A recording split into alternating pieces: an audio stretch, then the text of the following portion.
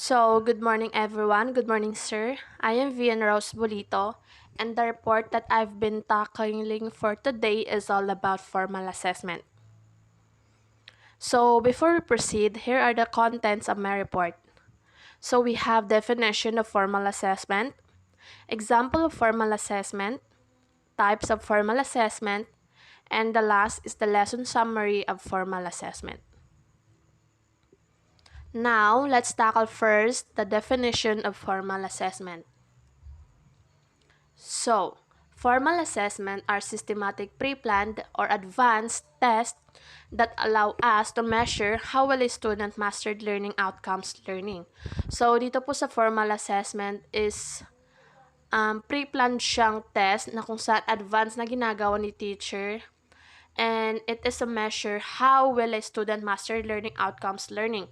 So, dito natin malalaman kung gaano nga ba ka-master ni student yung mga tinuturo mo sa kanila.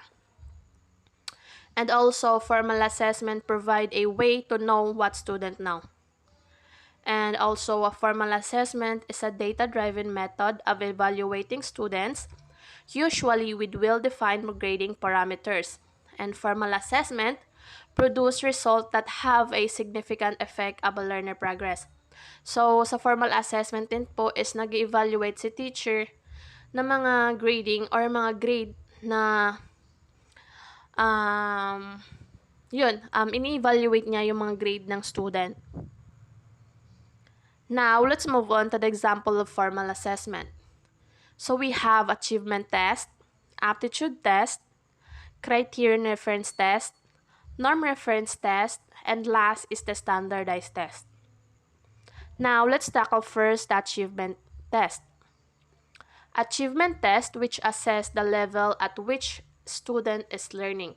From the word achieve. So, dito is malalaman natin or dito ina-assess ni teacher kung gaano nga ba nila na-achieve yung mga level na mga tinuturo ni teacher sa isang test, which is kailangan nilang ma-achieve yung goal na gustong makuha ni teacher galing sa kanila.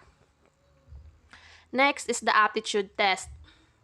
Aptitude test, which assess a student's skills in a certain area or profession.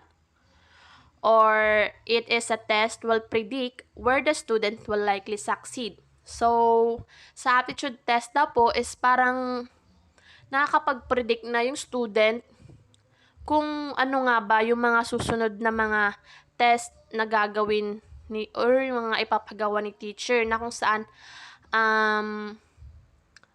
may tendency or may possibility na mag-succeed po sila. And it measure which fields does a student excel. So, dito po is parang mami-measure din po kung gaano or kung saan po mas nag-excel si student. Next is the criterion reference test. Criterion reference test, which assess how well a student is learning to meet certain standard. From the word criteria. So, dito sa mga test na to is parang nagbibigay si teacher ng mga criteria na kailangan ma-meet ni student yung mga standard na to. And it was taken periodically. Now, let's move on to norm reference test.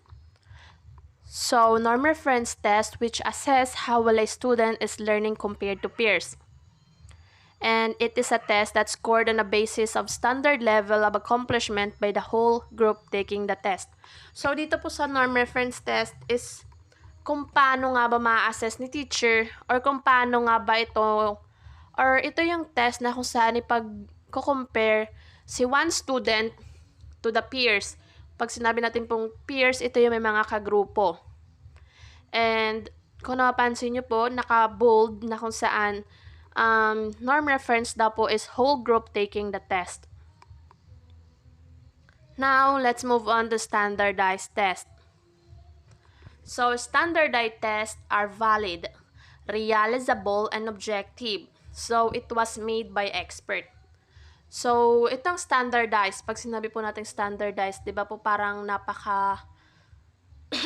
excuse me, parang napakataas niyang, or parang ito yung pinaka-difficult test na ginagawa ng isang teacher sa kanilang student na kung saan example dito is yung mga let exam. Ganon. Basta lagi po natin tatandaan, sa standardized test is gawa po ito ng mga eksperto. Now, let's move on to the types of formal assessment. So, it has four main types or categories. So, we have standardized test, hindi po siya nawawala. Si program test, si essay test, and si criterion reference test. Kung napansin nyo po is naulit na naman or nandito na naman po sa main types si standardized test and si criterion reference test.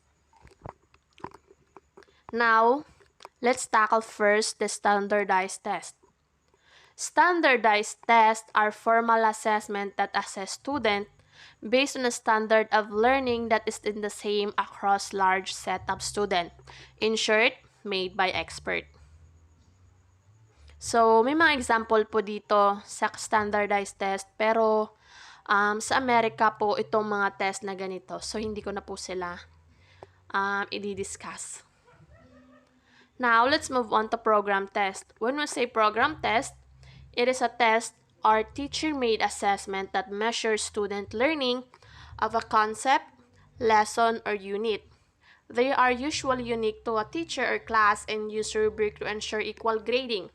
Of course, pagdating sa program is kinakailangan talagang gumamit si teacher ng rubric to ensure the equal grading. Kasi karamihan, hindi fair yung pagbibigay ng mga grade ni teacher sa kanyang mga student. So, here are some examples of program test. So, we have class presentation, class project, multiple choice exam. Yes, ayun po. Now, let's move on to essay test. Essay tests are usually to measure how well student can express through writing their understanding of the content they've learned. So, 'di ba alam naman po natin or parang mas prefer po tayong gumawa ng essay kesa sa mga more on salita kasi para hindi po natin na-express yung mga learnings natin kasi minsan sabihin natin nahihiya tayo, nauutal, ganon. So, mas maganda po na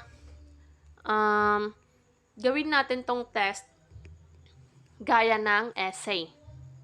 So, here are the examples of essay test. So, we have journal writing, written reports, and written exam. Now, let's move on to criterion reference test. So, sabi ko nga po kanina, sum up lang natin tong criterion kasi na-discuss ko naman po. Sa criterion reference test, it is a measuring device with a predetermined level of success or standard on the part of the test taker. Or ito yung sinasabi ko po kanina na it was taken periodically. Now, let's sum up the whole topic of my report or the whole topic of my report, which is the lesson summary. So, formal assessment are systematic pre-planned tests that allow us to measure how well a student has mastered learning outcomes.